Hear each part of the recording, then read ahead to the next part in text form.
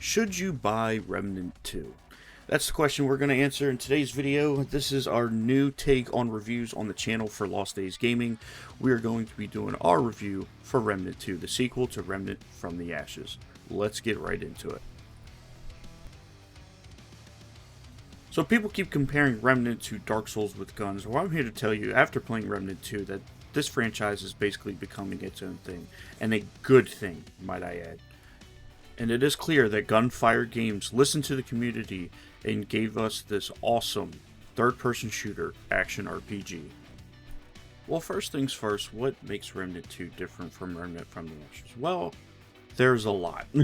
So there's now 4 ring slots versus 2 ring slots from Remnant 1. And then now you can have 4 armor pieces instead of 3 armor pieces. So now the armor has changed. The armor is now just mainly defensive bonuses. So you have just your basic armor rating, and then you have your of course the weight, and then you have the different elemental resistances that it has, and that's basically all it is right now. But it gives you kind of more flexibility of what your build will be based on your skills and perks and what archetype you can have. And speaking of archetypes, you can now have a secondary archetype. And with the secondary archetype equipped, you won't have the prime perk of the archetype, but you'll still have all the skills and all the traits and the archetype trait that you can level up to really customize your build. The starting archetypes are the Challenger, the Medic, the Handler, the Hunter, and if you pre-order the game, you can actually get the Gunslinger as a starting archetype class.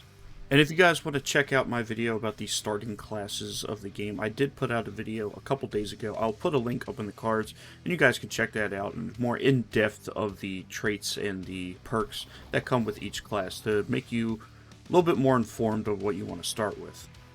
Gunfire Games also kicked it up a notch with how many monsters you can fight in this game, how many different areas there is to explore, and how much procedurally generated content there is to find, more hidden secrets, more weapons, more archetypes actually, and more to discover in Remnant 2. Moving on to the combat feels absolutely amazing in this game, especially compared to the first game.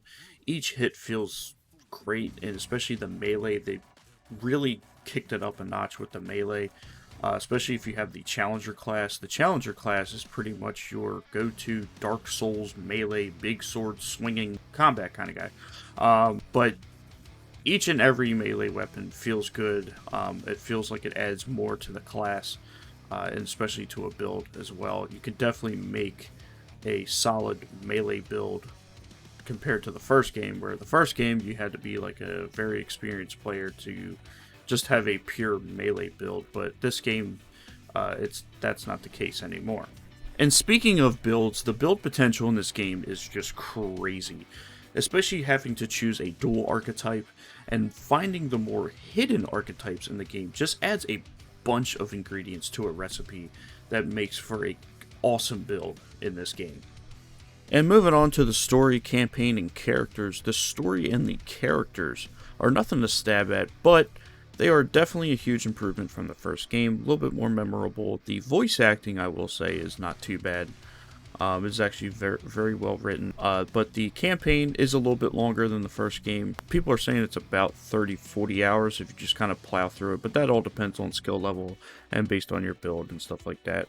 But there's always a bunch of replayability with this game. Like, you are going to have a very different experience story-wise because of this game's content. For example, when I had first started, I started out in a village fighting villagers and this big giant bearded guy with a chainsaw, and then my buddy Amazing D had hopped in and he was in Narud in a desert fighting robots and zombies and stuff. So it was very, very different for a first playthrough.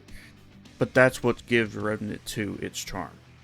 Now, I was playing on PC when I was doing this review. I had gotten it off of Steam, and my only kind of complaint, but it wasn't really groundbreaking or anything like that, was kind of the optimization for the game.